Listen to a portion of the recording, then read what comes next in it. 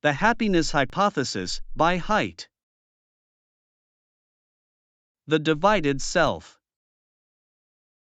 Our minds rely on metaphors to understand complex concepts. For example, Buddha compared the mind to a wild elephant.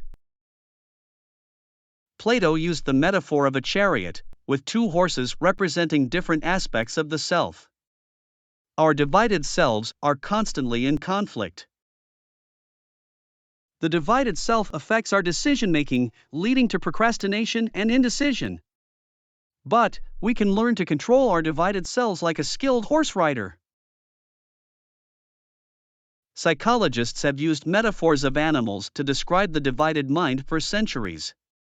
Plato compared the mind to a chariot driven by a charioteer and pulled by two horses, one representing good emotions and the other representing bad emotions. Freud saw the mind as divided into three parts: the ego, conscious mind, the superego, moral conscience, and the ID, primitive desires. In the 20th century, social scientists shifted to metaphors of machines to describe the mind, such as a computer or car. This led to a focus on rational thinking and decision-making. However, these theories cannot adequately explain why people often do things they know are not good for them. A more helpful metaphor is the rider and the elephant. The rider is the conscious, rational mind and the elephant is the automatic, emotional mind. The rider can direct the elephant, but only when the elephant does not have desires of its own. When the elephant really wants to do something, the rider is no match. First division, mind versus body. The mind and body are two distinct systems, but they are closely connected. The body has its own mind, which is controlled by the gut brain. The gut brain is independent of the head brain and can even influence it, causing anxiety, nausea, and other side effects. This may have contributed to ancient Indian theories of the chakras and St. Paul's lament about the battle of flesh versus spirit. Second division, left versus right. The left hemisphere is responsible for language and analytical tasks, whereas the right hemisphere is better at processing patterns in space and recognizing faces. Split-brain patients have their corpus callosum severed to prevent seizures. This allows researchers to study the two hemispheres independently. Split-brain studies have shown that the hemispheres can sometimes work independently. For example, one hemisphere may see an image and the other may say it didn't see anything. The left hemisphere is good at inventing convincing explanations for behavior. This is because it is responsible for language and storytelling. Third division, new versus old. Newer homes are carefully designed to meet modern needs, while older ones have organically expanded over time. Similarly, the human brain evolved, with its original three regions growing forward. The limbic system, including structures like the hypothalamus, hippocampus, and amygdala, is sometimes referred to as the border of the brain because it wraps around it. As mammals evolved, a new layer called the neocortex developed, particularly in the frontal cortex.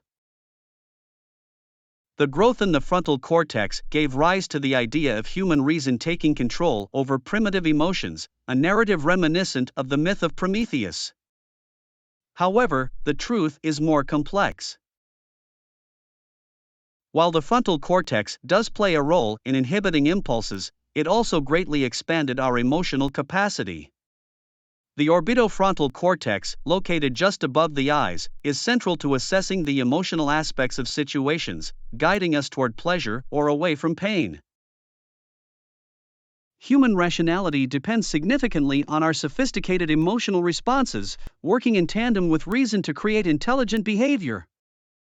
In fact, research from Harvard shows that emotions often guide our decision-making more than logical reasoning. Fourth division, control versus automatic. Controlled processes require conscious effort and attention, while automatic processes do not. Automatic processes are much faster than controlled processes and can handle many tasks at once. Language is a new evolutionary development and is still buggy compared to ancient automatic processes.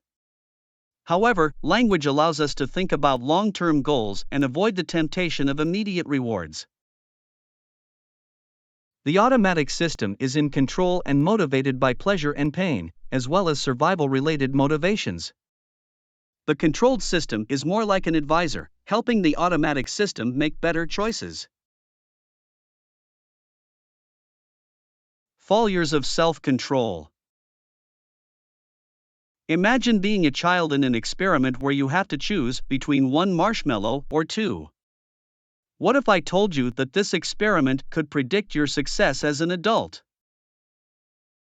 Walter Mischel's experiment discovered that children who could delay gratification were more successful as teenagers and in college. Their secret? Emotional intelligence and stimulus control. The successful children were those who could shift their attention away from the temptation and think about other enjoyable activities. This is an aspect of emotional intelligence. By understanding the power of stimulus control, we can use it to our advantage by changing our environment and avoiding undesirable stimuli. We can also fill our minds with thoughts of less tempting aspects. So, what can we learn from the marshmallow test? That emotional intelligence and stimulus control are powerful tools for achieving long-term goals. Mental intrusions. Dan Wegner, a renowned social psychologist, has studied the imp and its role in automatic processing. In his studies, he found that suppressing a thought can lead to it becoming more persistent. The harder we try to suppress a thought, the more insistent it becomes. This can lead to minor obsessions and rumination. The imp can manifest in various situations, such as standing on a high balcony or attending a dinner party. It can suggest inappropriate actions or comments. The imp generates thousands of thoughts and images every day, often through random association. The ones that shock us or we try to suppress are the ones that get stuck. The difficulty of winning an argument. Most people would immediately say that incestuous sex is wrong. But when you delve deeper, the reasons for this judgment are not always clear. Research shows that moral judgments are often based on gut feelings and intuitions. We then construct arguments to justify our judgments. The elephant and the rider work together to form our moral beliefs. The elephant is the unconscious mind, while the rider is the conscious mind. It's important to understand the complexity of our minds and the role of the elephant and the rider in forming moral judgments.